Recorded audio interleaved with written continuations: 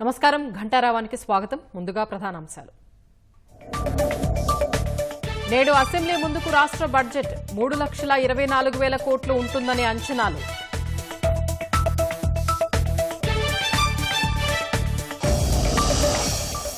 కాసేపట్లో అసెంబ్లీలోని సీఎం ఛాంబర్లో కేబినెట్ భేటీ. బడ్జెట్కు ఆమోదం తెలపనున్న అమాత్యులు.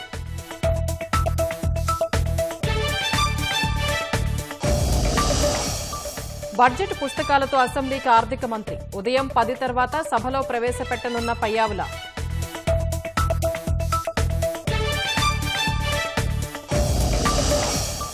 పోసాని కృష్ణమురళికి 14 రోజుల రిమాండ్. రాజంపేట సబ్ జైలుకు తరలించిన పోలీసులు.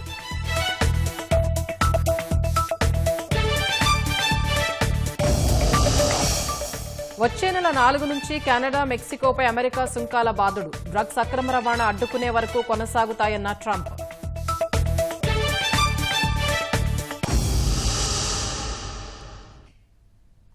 రాష్ట్రంలో కూటమి ప్రభుత్వం తొలి పూర్తిస్థాయి బడ్జెట్ను నేడు చట్టసభలకు సమర్పించనుంది. దాదాపు 3,24,000 కోట్ల అంచనా వ్యయంతో బడ్జెట్ ప్రవేశపెట్టనున్నట్లు సమాచారం. 2025-26 వార్షిక బడ్జెట్ ఆమోదం కోసం కాసేపట్లో అసెంబ్లీలోని సీఎం ఛాంబర్లో చంద్రబాబు అధ్యక్షతన కేబినెట్ భేటీ కానుంది. ఉదయం 10 గంటల తర్వాత ఆర్థిక మంత్రి పయ్యావుల కేశవ్ శాసనసభలో బడ్జెట్ ప్రవేశపెట్టనున్నారు. కొల్లు రవీంద్ర శాసన మండలిలో బడ్జెట్ ప్రవేశపెడతారు. వ్యవసాయ బడ్జెట్ను అసెంబ్లీలో అచ్చెన్నాయుడు, మండలిలో నారాయణ సమర్పిస్తారు. 5 ఏళ్ల వైసీపీ పాలనలోని ఆర్థిక విధ్వంసం నుంచి రాష్ట్రాన్ని బయటకు తీసుకొచ్చి పునర్నిర్మాణం దిశగా అడుగులు వేయించడంతో పాటు ఆర్థిక వ్యవస్థను గాడిన పెట్టే క్రమంలో 2025-26 వార్షిక బడ్జెట్ కీలకం కానుంది. అభివృద్ధి పనులతో పాటు సంక్షేమ పథకాల అమలుకు చట్టసభల్లో ప్రవేశపెట్టే బడ్జెట్ ప్రాధాన్యమివ్వనుంది. కూటమి ప్రభుత్వ ఎన్నికల మేనిఫెస్టో అమలుకు బడ్జెట్లో ప్రాధాన్యమివ్వనున్నారు. అమరావతి రాజధాని నిర్మాణానికి అడుగులు పడనున్న వేళ అధిక కేటాయింపులు ఉండనున్నట్లు తెలుస్తోంది.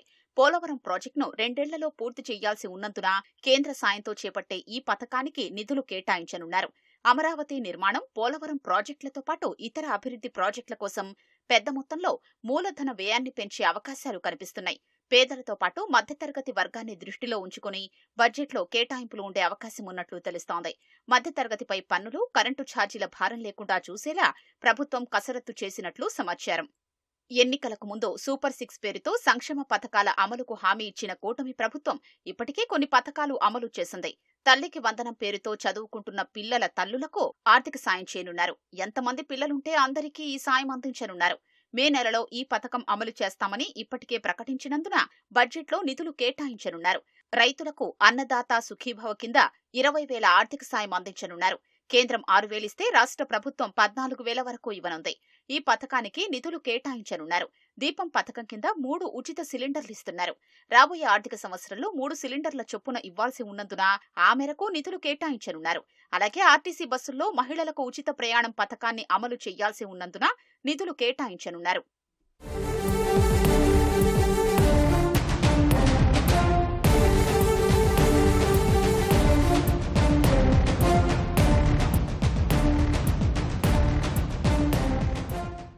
ప్రస్తుత బడ్జెట్లో విద్య, వైద్యం, వ్యవసాయం, సాగునీటి రంగాలకు భారీగా నిధులు కేటాయించనున్నట్లు సమాచారం. వైసీపీ ప్రభుత్వంలో వ్యవసాయ రంగంలో రైతులకు ఉపకరణాలేవీ అందించలేదు. ఎన్డీఏ ప్రభుత్వం రైతులకు అవసరమైన సామగ్రి అందించేందుకు సిద్ధమవుతోంది. రుణ సంక్షోభంలో చిక్కుకున్న రైతుల్ని ఆదుకునేందుకు 100 కోట్లతో ప్రత్యేక నిధి ఏర్పాటు చేయనున్నారు. వైద్య రంగానికి కేంద్రం నుంచి కొన్ని పథకాల పరంగా సాయం అందే అవకాశం ఉంది. మరోవైపు కేంద్ర ప్రాయోజిత పథకాలన్నింటినీ కూటమి ప్రభుత్వం గాడిలో పెట్టింది. ఆ పథకాలకు 40% రాష్ట్ర వాటా నిధులు కేటాయించనున్నారు. ఆ పథకాలు అమలైతే జీఎస్టీ రూపంలో ఆదాయం వస్తుందని ప్రభుత్వం అంచనా వేస్తోంది. ఎస్సీ, ఎస్టీ ఉప ప్రణాళికకు కేటాయింపులు ఉండనున్నాయి. స్వయం ఉపాధి పథకాలు, వాటిలో రాయితీలు, యూనిట్ల స్థాపనకు వీలు కల్పించే కార్యక్రమాలకు బడ్జెట్లో ప్రాధాన్యమివ్వనున్నారు. బడ్జెట్లో పోలవరంతో పాటు వెలుగొండ ప్రాజెక్టుకు ప్రాధాన్యమివ్వనున్నారు. హంద్రీ నివాస్ సుజల స్రవంతి, కుప్పం బ్రాంచి కాలువ, వంశధార నాగావళి అనుసంధానం, చింతలపూడి ఎత్తిపోతల, గాలేరు నగరి సుజల స్రవంతి ప్రాజెక్టులకు నిధులు కేటాయించనున్నారు. ప్రధానంగా గోదావరి, కృష్ణా, వంశధార, పెన్నా, డెల్టాల ఆధునికీకరణపైన దృష్టి సారించనున్నారు.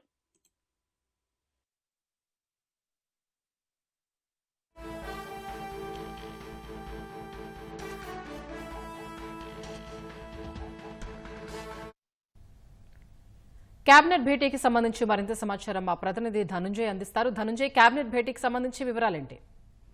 స్వప్న, కొద్దిసేపట్లోనే ముఖ్యమంత్రి చంద్రబాబు అధ్యక్షతన ఈ కేబినెట్ భేటీ కానుంది. అసెంబ్లీ ప్రాంగణంలోని సీఎం ఛాంబర్ లోనే ఈ కేబినెట్ భేటీ కాబోతుంది. ఎందుకంటే 2025-26 ఆర్థిక సంవత్సరానికి సంబంధించి బడ్జెట్ ప్రతుల్ని ఆమోదించేందులో భాగంగానే ఈ కేబినెట్ భేటీ అవుతుంది. ప్రధానంగా సంక్షేమం, అభివృద్ధి రెండు సమతూకంగా ఈ బడ్జెట్ ను ప్రభుత్వం రూపొందించింది. దాదాపుగా 3,24,000 కోట్ల రూపాయల మేర ఈ బడ్జెట్ అయితే ఉండే అవకాశం అయితే కనిపిస్తుంది.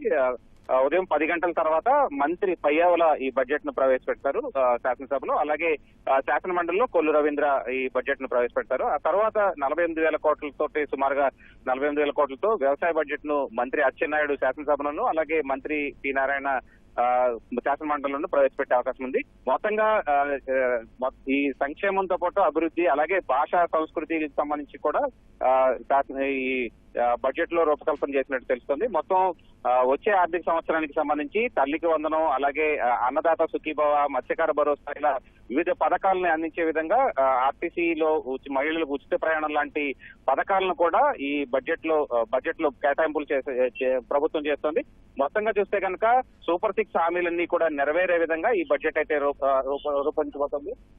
మొత్తం చూడాలంటే కనుక ఈ అభివృద్ధి అలాగే సంక్షేమం సమతూకంగా ఈ బడ్జెట్ ఉండే అవకాశం ఉంది. మొత్తంగా ఈ బడ్జెట్ ని ఆమోదం తెలియజేసేందుకే రాష్ట్ర కేబినెట్ భేటీకి అవుతుంది. కొద్దిసేపట్లోనే ముఖ్యమంత్రి చంద్రబాబు అధ్యక్షతన ఈ కేబినెట్ భేటీ అవుతుంది. ధన్యవాదాలు ధనుంజయ్.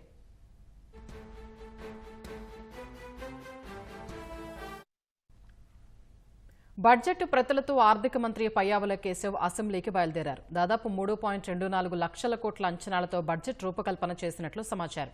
కాసేపట్లో అసెంబ్లీలో బడ్జెట్ను ప్రవేశపెట్టనున్నారు. అంతకుముందు విజయవాడలో ఇంటి వద్ద అధికారులతో కలిసి బడ్జెట్ ప్రతులకు శాస్త్రోక్తంగా పూజలు నిర్వహించారు. కార్యక్రమంలో ఆర్థిక శాఖ ముఖ్య కార్యదర్శి పీయూష్ కుమార్, ఆర్థిక శాఖ కార్యదర్శి రొనాల్డ్ రోజ్, ఆర్థిక శాఖ అదనపు కార్యదర్శి జె నివాస్, ఆర్థిక శాఖ అదనపు కార్యదర్శి గౌతమ్, ఆర్థిక శాఖ ఉప కార్యదర్శి నూరుల్ పాల్గొన్నారు.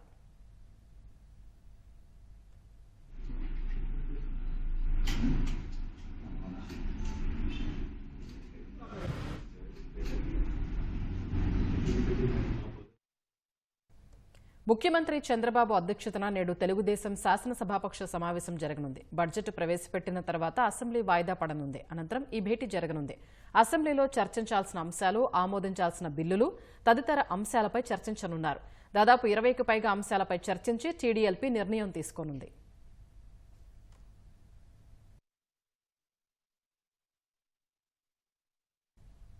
సినీ నటుడు వైసీపీ నేత పోసాని కృష్ణమురళికి రైల్వే కోడూరు న్యాయమూర్తి 14 రోజుల రిమాండ్ విధించారు. గురువారం రాత్రి 9:30 గంటల నుంచి శుక్రవారం తెల్లవారుజామున 5:30 గంటల వరకు సుదీర్ఘంగా ఇరుపక్షాల వాదనలు విన్న న్యాయమూర్తి పోసానికి మార్చి 12 వరకు రిమాండ్ విధించారు. బిఎన్ఎస్ యాక్ట్ ప్రకారం పోసానికి 41A నోటీసులిచ్చి బెయిల్ ఇవ్వాలని ఆయన తరపున పొన్నవోలు సుధాకర్ రెడ్డి వాదించారు. అయితే పోసాని వ్యాఖ్యల తీవ్రత దృష్ట్యా రిమాండ్ విధించాలని పోలీసుల తరపు న్యాయవాది వాదనలు వినిపించారు.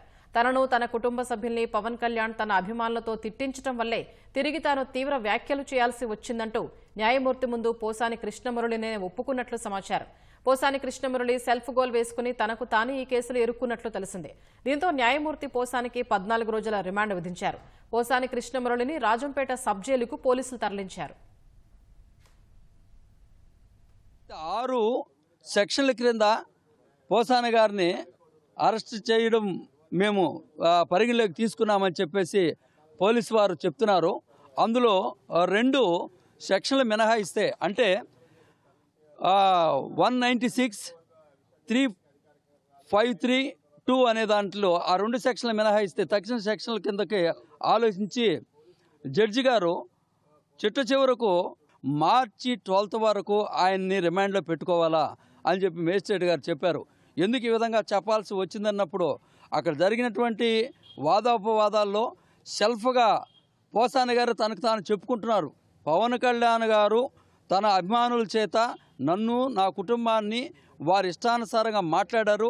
ఆ మాటలు నేను చెప్పలేను. అటువంటి మాటలు మాట్లాడడం వల్ల నేను భావోద్రేకానికి లోనైన వాడిని, నేను కూడా తిరిగి అతన్ని మాట్లాడాను అంటున్నాడు.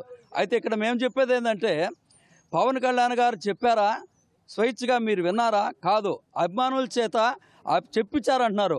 అది నిజమేంతో అబద్ధమేంతో తెలియదు, కానీ తన ఊహను బట్టి తను ఊహించుకొని తన ఇష్టానుసారంగా పవన్ కళ్యాణ్ గారిని నోటుకొచ్చినట్టు మాట్లాడడం, అదేవిధంగా అనేక రకమైనటువంటి పెన్ డ్రైవర్లో ఉన్నాయి, లోకేష్ బాబుని మాట్లాడడం, చంద్రబాబు నాయుడు గారిని మాట్లాడడం, పలు విధాలుగా ఆయనకి ఇష్టానుసారంగా ఒక అన్కాన్స్టిట్యూషన్ లెవెల్లో తను ఇష్టం వచ్చినట్టుగా మాట్లాడడం అనేది జరిగింది. ఇదే విధంగా మాట్లాడుతూ పోతే సినీ పరిశ్రమలో కావచ్చు, మరి అలాగే రాజకీయంలో కావచ్చు, ప్రజల మధ్య కావచ్చు, ఎవరికి కూడా భయం అనేది లేకుండా పోతుంది. ఒకరు ఈ విధంగా మాట్లాడితే వారిని సంబంధించినటువంటి వారు, అభిమానించేటటువంటి వారు మనోభావాలు దెబ్బతిని ప్రజల్లో అల్లకల్లోలం అయిపోతుంది. ఇలాగనే దీన్ని కొనసాగించకుండా ఇక్కడికి ఫుల్ స్టాప్ పెట్టాలా, ఎక్కడ ఎవరు తప్పు చేసినా సరే దీనికి చర్య తీసుకోవాలా. ఈ చర్య తీసుకోవడం వల్ల వారికి భయం అనేది కలుగుతుంది, ప్రజల్లో భయభీతితో ఆచితూచి మాట్లాడే అవకాశం ఉంటుందని చెప్పేసి మా మేజిస్ట్రేట్ గారు వారు ఈ యొక్క నిర్ణయాన్ని తీసుకోవాల్సి వచ్చింది. ఎస్ఎల్బీసీ సొరంగంలో చిక్కుకుని 8 మంది ప్రాణాలు రక్షించేందుకు చేపడుతున్న సహాయక చర్యల్ని వేగవంతం చేశారు. Army, navy, NDRF, HYDRAA, Singareni, railway తదితర దాదాపు 12 ఏజెన్సీలు రెస్క్యూ కార్యక్రమంలో పాల్గొంటున్నాయి. సొరంగంలో దాదాపు 200 అడుగుల మేర పేరుకుపోయిన బురద, టీబీఎం శిథిలాల తొలగింపు చేపట్టారు. కావాల్సిన పరికరాలు, యంత్రాలతో పాటు నిపుణుల్ని రప్పిస్తున్నారు. 2 రోజుల్లో సహాయక చర్యలు పూర్తి చేస్తామని తెలంగాణ మంత్రి ఉత్తమ్ కుమార్ రెడ్డి స్పష్టం చేశారు. ఎస్ఎల్బీసీ టన్నెల్లో చిక్కుకున్న 8 మందిని కాపాడేందుకు సహాయక చర్యలు మరింత ముమ్మరంగా కొనసాగుతున్నాయి. Army, navy, NDRF, HYDRAA, Singareni, railway సహా 12 సంస్థలు సహాయక చర్యల్లో పాల్గొంటున్నారు. గ్యాస్, ప్లాస్మా కటింగ్ యంత్రాలతో టీబీఎం శిథిలాలను కటింగ్ చేస్తున్నారు. దశలవారీగా బృందాలు వెడుతూ శిథిలాలను బయటకు తెస్తున్నారు. గురువారం లోపలికి వెళ్లిన 5 బృందాలు అక్కడ పేరుకున్న 6000 క్యూబిక్ మీటర్ల పూడికను తొలగించారు. విపత్తుల నిర్వహణ శాఖ ముఖ్య ప్రధాన కార్యదర్శి అరవింద్ కుమార్ నేతృత్వంలో సహాయక చర్యలను సమీక్షిస్తున్నారు. ఎప్పటికప్పుడు సమావేశం నిర్వహిస్తూ కావాల్సిన పరికరాలు, యంత్రాలు సహా నిపుణులను రప్పిస్తున్నారు.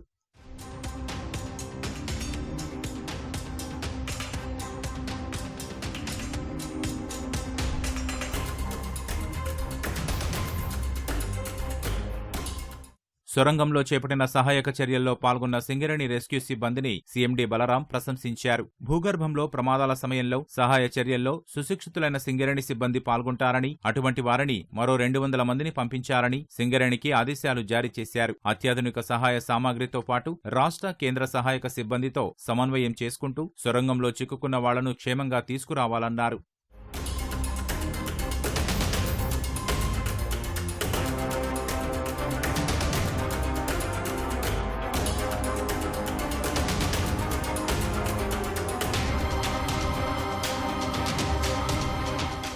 మరోవైపు ఎస్ఎల్బీసీ సొరంగ మార్గంలో సహాయక చర్యలు ముమ్మరంగా సాగుతున్నాయి. రెస్క్యూ పనులకు ఆటంకాలు కలగకుండా చూసుకుంటున్నారు. ఇతరులెవరూ టన్నెల్లోకి రాకుండా పోలీసులు భారీ భద్రత ఏర్పాటు చేశారు.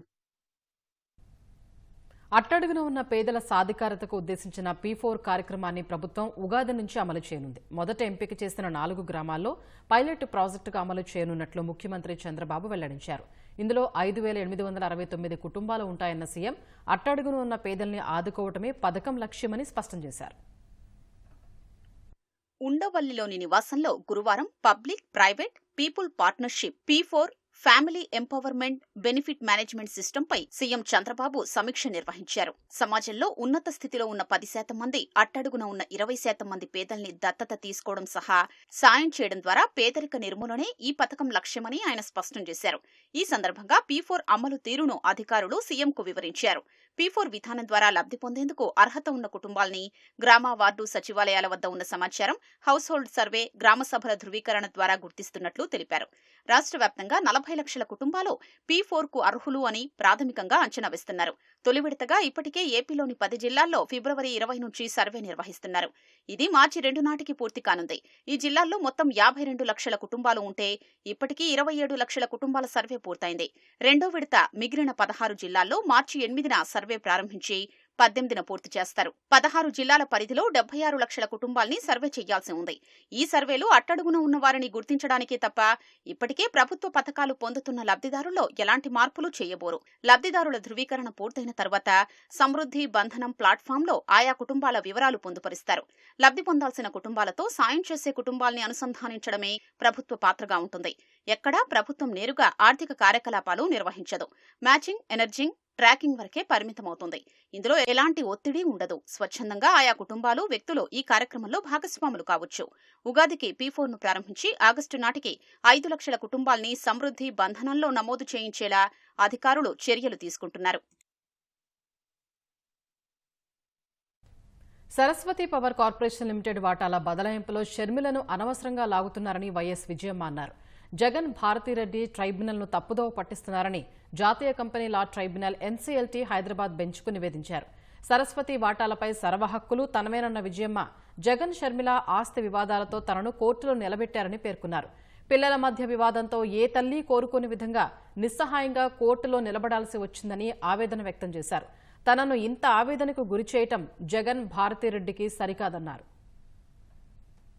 సరస్వతి పవర్ కార్పొరేషన్ లిమిటెడ్లో వాటాల బదలాయింపు నిలిపేయాలని కోరుతూ జగన్ భారతిరెడ్డి దాఖలు చేసిన పిటిషన్లో ప్రతివాదిగా ఉన్న విజయమ్మ కౌంటర్ దాఖలు చేశారు. సరస్వతి లిమిటెడ్తో గానీ గిఫ్ట్ డీడ్తో గానీ షర్మిలకు సంబంధం లేకున్నా తన కుమారుడు జగన్, కోడలు భారతిరెడ్డి ఆమెను అనవసరంగా వాటాల బదలాయింపు వివాదంలోకి లాగుతున్నారని విజయమ్మ పేర్కొన్నారు. జగన్, షర్మిలకు ఉన్న ఆస్తి వివాదాల్ని ఇక్కడకు తీసుకురావడం ట్రైబ్యునల్ను తప్పుదోవ పట్టించడమేనని విజయమ్మ NCLTకు నివేదించారు. సరస్వతి వాటాల కొనుగోలు, గిఫ్ట్ డీడ్ ద్వారా వచ్చిన వాటాలన్నీ చట్ట ప్రకారం తన పేరిట బదలాయించారని విజయమ్మ స్పష్టం చేశారు.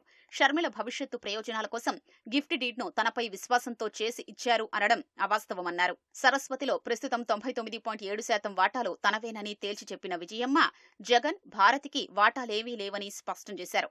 కుటుంబ వివాద అవగాహన పత్రం ఆధారంగా కంపెనీ చట్టం కింద జగన్, భారతిరెడ్డి క్లాసిక్ రియాల్టీలు వేసిన పిటిషన్లు చెల్లుబాటు కావన్న ఆమె భారీ జరిమానాతో కొట్టేయాలని కోరారు.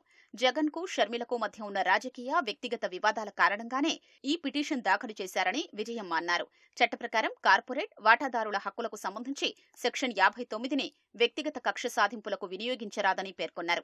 సరస్వతిలోని 46,71,000 వాటాల్ని సండూర్ కంపెనీ 71,50,000 వాటాల్ని క్లాసిక్ రియాల్టీ తనకు విక్రయించడంతో మొత్తం 1,21,00,000 ఈక్విటీ వాటాలతో 48.99% దక్కించుకున్నానని విజయమ్మ వివరించారు. 2021 జూలై 26న జగన్, భారతి 2 దానపత్ర ఒప్పందాలు తనకు చేసి ఇచ్చారని విజయమ్మ పేర్కొన్నారు.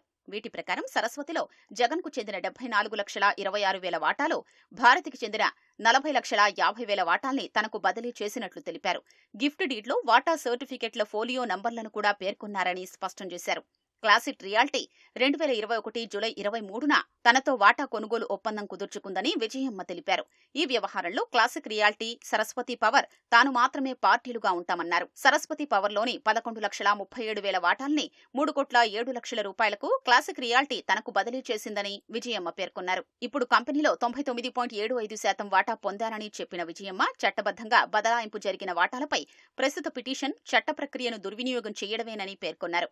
వ్యక్తిగత, రాజకీయ వివాదాల్ని కార్పొరేట్ వ్యవహారాల్లోకి లాగడం చట్టవిరుద్ధమే కాకుండా సహజ న్యాయ సూత్రాలకు విరుద్ధమన్నారు.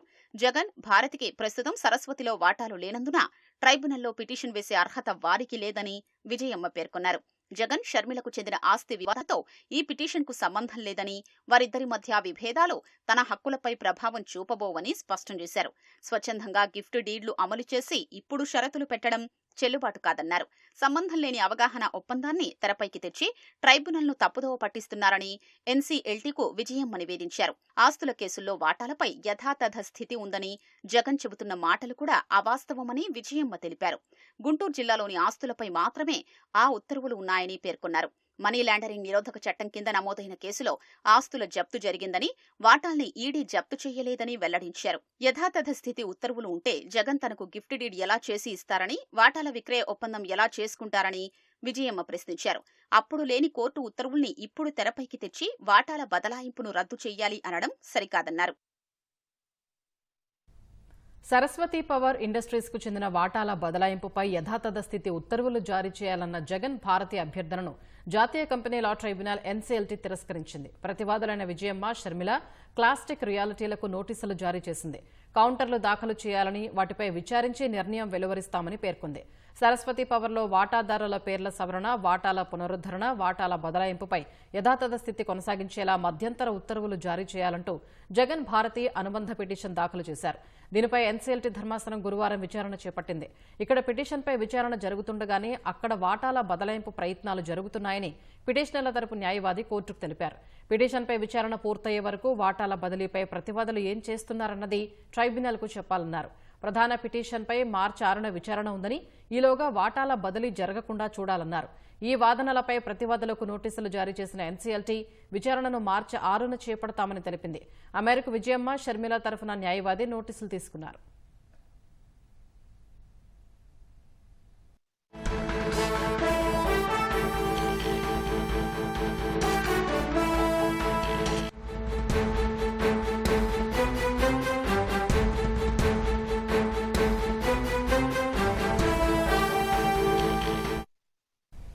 అసెంబ్లీలోని సీఎం కార్యాలయంలో రాష్ట్ర మంత్రివర్గ సమావేశం జరుగుతోంది. 2025-26 వార్షిక బడ్జెట్ కు మంత్రివర్గం ఆమోదం తెలిపింది.